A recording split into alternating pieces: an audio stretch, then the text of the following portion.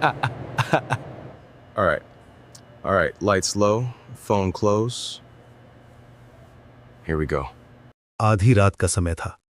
रवि अपने कमरे में अकेला बैठा था, अपने फोन की स्क्रीन की नीली रोशनी में। बाहर सन्नाटा था, सिर्फ दूर से आती हुई हवा की आवाज सुनाई दे रही थी। शहर की रोशनियां बुझ चुकी थीं और सड़कों पर भी कोई नहीं था। ऐसे में उसका कमरा किसी द्वीप की तरह लग रहा था, जहां सिर्फ वो और उसका फोन था। अचानक उसके फोन पर एक मैसेज आया, अपने पीछे देखो। रवि का दिल एक पल के लिए रुक गया। नंबर अनजान था, कोई नाम नहीं था, कोई प्रोफाइल पिक्चर भी नहीं थी। सिर्फ एक अजीब सा नंबर था जिसे उसने पहले कभी नहीं देखा था। उसने चारों तरफ नजर दौड़ाई। कमरा अंधेरे में डूबा हुआ था, सिर्फ फोन की रोशनी से कुछ दिखाई दे रहा था। दीवारों पर अजीब से साए बन रहे थे। उसने सोचा शायद कोई मजाक कर रहा है। आजकल तो बहुत से लोग ऐसे प्रैंक करते रहते हैं। फिर दूसरा मैसेज आया, मैं तुम्हारे कमरे में हूं। अब रवि के हाथ कांपने लगे, उसकी सांस तेज हो गई, उसका मुंह सूखने लगा था। यह कैसे हो सकता है? उसने तो दरवाजा बंद किया था, खिड़की भी बंद थी। फिर कोई अंदर कैसे आ सकता है? उसने तुरंत बत्ती का स्विच दबाया। कमरा रोशनी से भर गया।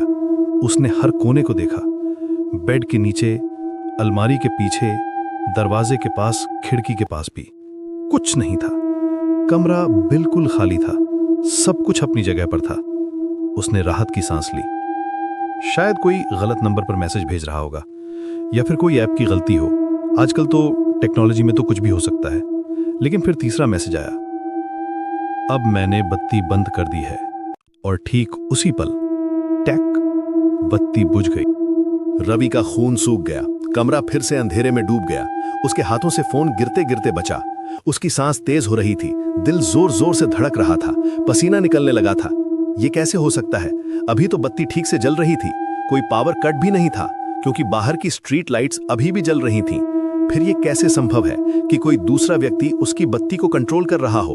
अचानक उसे अपनी गर्दन पर ठंडी सांस महसूस हुई, बिल्कुल पास से, जैसे कोई उसके ठीक पीछे खड़ा हो।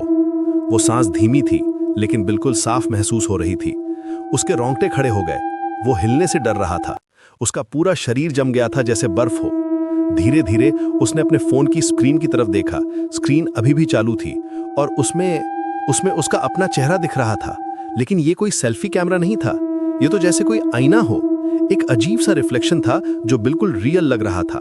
और फिर उसने देखा, उस रिफ्लेक्शन में उसके अपने चेहरे के पीछे एक और चेहरा था, एक अजीब सी मुस्कान के साथ। वो चेहरा पेल था, आंखें बड़ी थीं और वो उसे देख रहा था, मुस्कुरा रहा था। वो मुस्कान नेचुरल नहीं थी, बल्कि किसी हॉरर मूवी जैसी लग रही थी। रवि चीखना चाहता था, लेकिन आवाज नहीं निकल रही थी। उसके हाथ कांप रहे थे। फोन की स्क्रीन में वो चेहरा और साफ दिखने लगा। वो मुस्कान और चौड़ी हो गई। अब तो लग रहा था जैसे वो चेहरा स्क्रीन से बाहर आने की कोशिश कर रहा हो। अचानक उसे एहसास हुआ कि वो ठंडी सांस अभी भी उसकी गर्दन पर महसूस हो रही है, बिल्कुल पास से, जैसे कोई उसके कान में फुसफुसाने वाला हो। वो सांस अब और तेज हो गई थी और उसमें एक अजीब सी स्मेल भी आ रही थी। उसने हिम्मत जुटाई और धीरे से मुड़ने की कोशिश की, लेकिन जैसे ही वो मुड़ा, फोन की स्क्रीन बंद हो गई। कमरा फिर से पूरी तरह अंधेरे में डूब गया। अब कोई रोशनी नहीं थी कहीं से भी। अब सिर्फ सन्नाटा था और वो ठंडी सांस, वो अभी भी वहां थी। अब तो लग रहा था जैसे कोई उसके बिल्कुल पास खड़ा हो, उसकी हर सांस को महसूस कर रहा हो। रवि ने आंखें बंद कर ली। उसे लगा जैसे समय रुक गया हो। उसकी सांस तेज थी, दिल जोर से धड़क रहा था, पसीना ठंडा हो गया था। वो प्रार्थना कर रहा था कि यह सब एक बुरा सपना हो, शायद वो सो गया है और ये सब ड्रीम है। फिर अचानक उसे अपने कान में एक आवाज सुनाई दी, बहुत धीमी, बहुत पास से। वो आवाज किसी इंसान की नहीं लग रही थी। अब तुम मुझे देख सकते हो। रवि की आंखें खुल गईं। अंधेरे में उसके ठीक सामने दो चमकती हुई आंखें थीं। वे उसे देख रही थीं, मुस्कुरा रही थीं। वे आंखें इंसानी नहीं लग रही थीं। उनमें एक अजीब सी चमक थी, जैसे कोई जानवर की आंखें अंधेरे में चमकती हैं। और फिर सब कुछ शांत हो गया। अगली सुबह रवि के दोस्तों को उसका फोन मिला। वो बेड पर पड़ा था, लेकिन रवि कहीं नहीं था। स्क्रीन पर एक आखिरी मैसेज था, अब मैं यहां हूं। लेकिन रवि कहीं नहीं मिला। पुलिस ने पूरा कमरा चेक किया, लेकिन कोई साइन नहीं मिला कि वो कहां गया।